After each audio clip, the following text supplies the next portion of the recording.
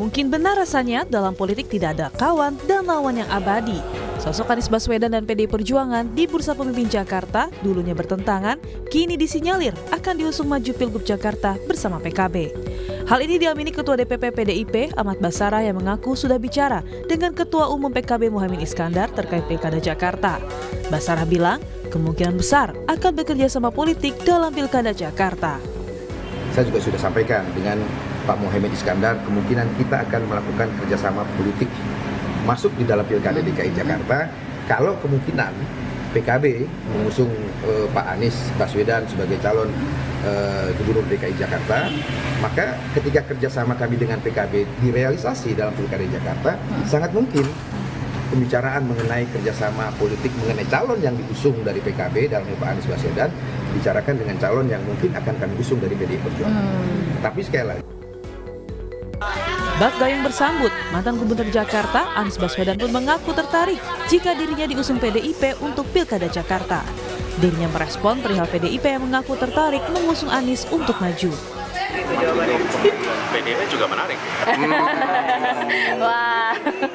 Jadi sambil kita lihat hari-hari ini kan mudah-mudahan nggak lama lagi sampai pada kesimpulan. Tapi PDIP menarik ya Pak?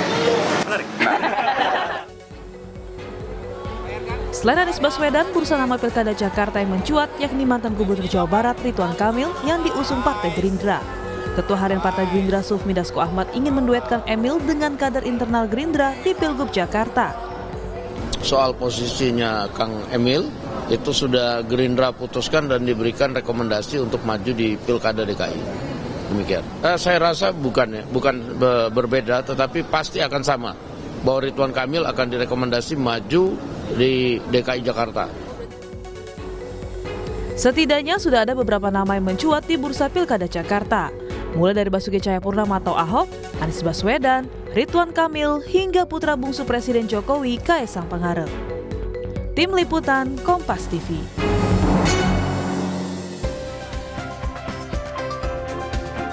Wacana PDI Perjuangan dan Partai Kebangkitan Bangsa PKB usung Anies Baswedan di Pilkada Jakarta semakin mencuat. Komunikasi pun mulai gencar dilakukan antara PDIP dengan PKB. Lalu apa sebenarnya alasan kedua partai ini mengusung Anies Baswedan? Apakah pertimbangan peta elektoral suara Anies yang dinilai masih unggul di Jakarta?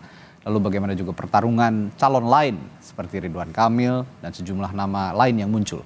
Kami akan bahas bersama sejumlah narasumber yang hadir melalui sambungan virtual. Ada politisi PDI Perjuangan Ciko Hakim dan Direktur Eksekutif The Political Literacy Gun Gun Herianto. Selamat pagi Bapak. Selamat pagi. Bang Ciko, selamat pagi. Assalamualaikum. Waalaikumsalam warahmatullahi wabarakatuh. Ini saya ke Bung Ciko lagi nih, tanya soal saat ini sepertinya berbeda dengan pada saat Pilpres lalu. Kalau kemarin jadi rival gitu, sekarang udah mulai lirik-lirik nih ke Mas Anies Baswedan sesuai dengan pernyataannya Bung Ahmad Basarah. Ada apa sebenarnya nih Bung Ciko? Nggak ada apa-apa. Sebenarnya kan politik di Indonesia ini kan memang setiap negara mempunyai kekhasan ya dalam berpolitik. Kita ini khasnya memang yang diutamakan adalah hubungan-hubungan kekeluargaan, hubungan yang sifatnya gotong royong, dia sama antar anak bangsa, dan juga kalau kita mau jujur semua partai politik kan pada akhirnya mengakui Pancasila sebagai patokan kita hidup berbangsa dan bernegara. Jadi pada prinsipnya semua itu bisa saja terjadi koalisi atau kerjasama politik antar partai politik manapun dengan tokoh manapun yang selama ini memang telah muncul di publik sebagai tokoh politik atau pimpinan daerah. Nah ini suatu hal yang biasa. Kalau kita bicara soal Anies Baswedan gitu ya, PDI Perjuangan kan pernah bekerja sama erat dengan Pak Anies ketika Pak Anies waktu itu kalau tidak salah sebagai juru bicara di masa kampanye Jokowi di masuki periode yang pertama. Nah, jadi bukan hal yang baru gitu. Nah, terkait dengan di DKI Jakarta, memang betul beberapa senior kami, khususnya Pak Ahmad Basarah sudah melakukan pembicaraan secara informal dengan Gus Imin dan membicarakan kemungkinan kerjasama, dan salah satunya adalah kerjasama politik untuk mengusung apabila PKB serius mengusung Anies Baswedan.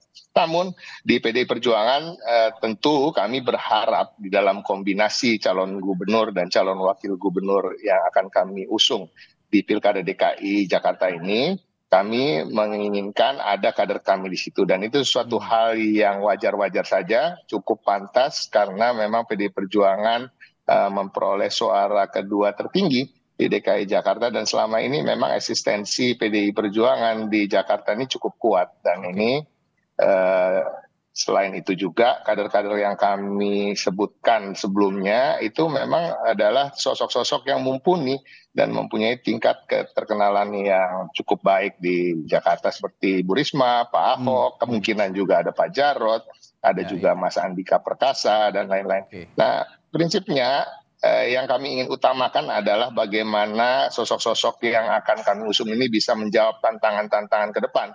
Karena DKI Jakarta akan menjadi DKJ, daerah khusus Jakarta, dan masalah aglomerasi, masalah penganggaran yang baru, masalah prioritasnya sebagai daerah khusus ibu kota sudah tidak ada lagi, dan ini juga menjadi tantangan baru bagi pemimpin yang ke depan. Artinya pemimpin-pemimpin yang kita cari adalah yang betul-betul berpengalaman dan mempunyai rekam jejak, mempunyai well equipped atau siap betul untuk menghadapi tantangan seperti itu. Artinya pengalaman administratif, birokrasi, dan lain-lain itu harus mereka miliki. Jadi tidak salah kalau Pak Anies Baswedan masuk dalam kategori itu, karena beliau pernah memimpin DKI Jakarta, pernah jadi menteri, ya kan. Tapi juga nama-nama di internal kader kami juga sangat pantas, seperti Pak Ahok yang tentunya pernah menjabat sebagai gubernur, pernah jadi anggota DPR dan lain-lain. Jadi ini masih dalam pencermatan di internal kami. Pencermatan itu meliputi menyoroti hasil-hasil survei, melakukan simulasi-simulasi, bisa bila calon ini dipasangkan dengan ini, bila calon ini dibalik, mana yang cagup, mana yang cawagup, dan lain-lain. Nah, ini masih dalam proses itu, dan seperti juga di seluruh daerah yang akan menggelar pilkada. Belum ada sampai hari ini yang mendapatkan surat rekomendasi. Kalau surat tugas sudah ada, tapi kita memang betul-betul berhati-hati karena ini menyangkut dengan kemajuan suatu daerah, dan juga yang tidak kalah penting adalah kemungkinan untuk menang. Oke, saya sekarang tanyakan dari perspektif outsider nih, Kang Gun. Ini kan di Pilpres kemarin, PDI Perjuangan maupun juga Anies Baswedan sepertinya berbeda secara politik maupun ideologis kan berbeda. Dan ini seperti dua entitas yang berbeda kalau kita juga bicara soal Pilkada DKI Jakarta pada tahun 2018 lalu. Sekarang tiba-tiba ada intensi untuk melirik Anies Baswedan. Menurut analisis Anda apa yang terjadi sebenarnya? Iya, semua partai sekarang, Mas Radit, menurut saya sedang melakukan belanja nama, belanja masalah atau belanja isu. Jadi ini FCR namanya, Finding Conclusion Recommendation. Jadi ujungnya pasti rekomendasi. Tetapi kalau kita bicara soal sosok Pak Anies, PDI Perjuangan, dan rencana misalnya koalisi atau komunikasi untuk membangun koalisi dengan sebut aja PKB, itu kan lagi proses penjajakan. Akan ditentukan oleh 3 hal menurut saya. Kalau pertanyaannya kenapa, ya 3 hal ini yang biasanya menentukan. Pertama itu aspek figur. Jadi figur yang punya tingkat elektabilitas tinggi udah pasti kan menarik minat partai. Dan Pak Anies ada satu di antara brand yang pernah bertarung dan kemungkinan bisa bertarung. Dalam konteks political marketing, dia masih punya marketplace yang bagus di DKI. Kemudian yang kedua dari sisi momentum. Momentum sekarang tentu 2024 maksud saya agak berbeda dengan momentum Pilkada DKI 2017. 2017 kan dulu PDI Perjuangan sudah jelas punya positioning. Pak Ahok begitu ya.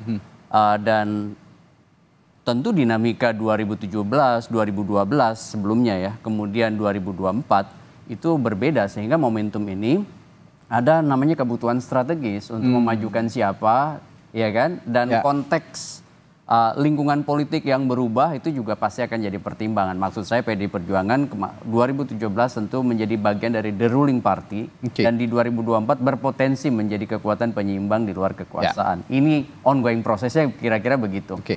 Nah, kemudian yang ketiga adalah faktor kompetitor. Oke. Karena biasanya aksi reaksi siapa kompetitor yang berpotensi untuk maju di gelanggang pertarungan. Apakah misalnya Ridwan Kamil ataukah ada misalnya sosok lain yang ada semacam politik asosiatif dengan orang yang berkuasa saat ini. Oke. Ya kan? Ini yang disebutkan kekuatan rujukan atau reference power. Sebut aja misalnya Kaisang dengan Pak Jokowi begitu ya. Nah, ini kan semua akan dihitung oleh partai. Ya. Bacaan-bacaan itu muncullah indikator-indikator untuk menentukan siapa. Oke.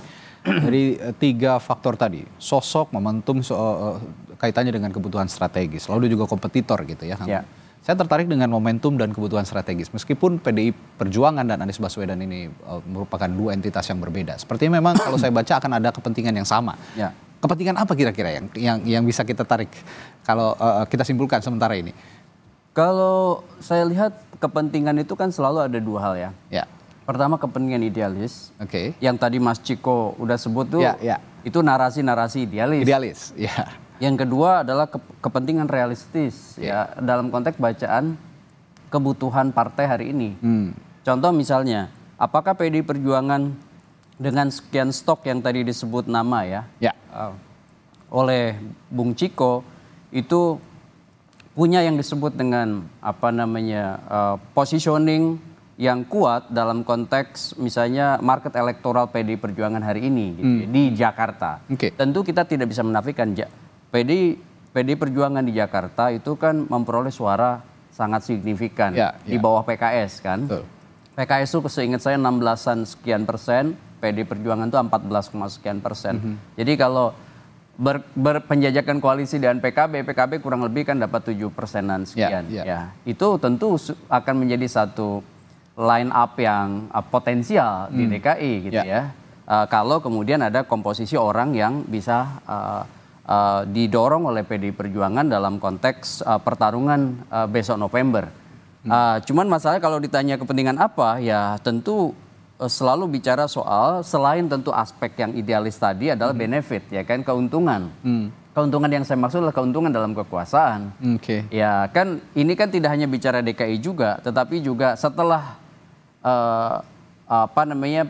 misalnya pilkada di November 2024. Next kan juga bicara soal positioning 2029 dan lain sebagainya. Ini kan DKI ini spot yang sangat bagus gitu ya untuk kemudian untuk political publicity baik itu partai maupun figur yang tentu berpotensi maju dalam gelanggang pertarungan di atasnya. Maksud saya di atas pilkada itu ya tentu pasar elektoral nasional, apakah pilpres misalnya dan lain sebagainya. Bung Ciko, kalau kata Kang Gun tadi ada kepentingan idealis dan juga kepentingan realistis gitu ya. Kalau melihat kepentingan realistis ini saya menjadi tertarik karena memang sepertinya PDI Perjuangan ingin juga punya daya tawar yang tinggi di DKI Jakarta dalam konteks Pilkada Jakarta. Saya sebut saja tadi yang Anda sudah sebut juga ada tokoh-tokoh lain sebenarnya PDIP kan ada Ahok, ada Tri Risma hari ini, bahkan ada Prasetyo Edi Marsudi. Apa yang ingin Anda gabungkan atau PDI Perjuangan gabungkan antara kepentingan realistis dan juga kepentingan strategis? Sebenarnya yang disampaikan oleh Mas Gun-Gun itu tidak salah, tapi kalau boleh saya katakan itu juga termasuk kepentingan idealis. Artinya secara ideal kalau PDI Perjuangan menang di banyak daerah akan lebih baik buat bangsa dan negara ini. Kira-kira gitu. Jadi memang konteksnya pilkada secara nasional nih ya. Nasional ya, termasuk di DKI Jakarta. Tapi ini intermezzo aja. Jadi pada prinsipnya tentu yang nomor satu memang kembali lagi ya kita harus jujur, memang ada kepentingan yang sifatnya idealisme, berpijak pada idealisme, ada juga yang berpijak pada realita ya kan, tetapi juga pada intinya kalau dalam politik itu semuanya berkaitan. Pada akhirnya apa-apa yang kami ingin perjuangkan tentunya harus bisa terwujud dan akan hanya bisa terwujud apabila ada kemenangan, kan itu aja.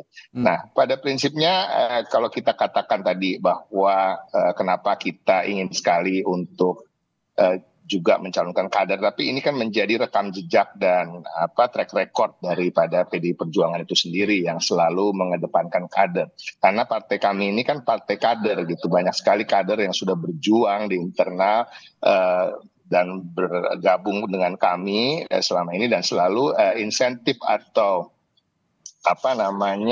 pengakuan bagi para kader ini ya tentunya adalah dicalonkan ketika mereka ingin mencalonkan diri, dan ini juga sangat penting bagi keberlangsungan soliditas dan gotong royong di internal kami. Jadi prinsipnya kalau kita bicara soal realitanya juga kita harus melihat juga hasil-hasil survei gitu. Kami melihat memang sosok Anies Baswedan adalah sosok yang cukup kuat hari-hari ini.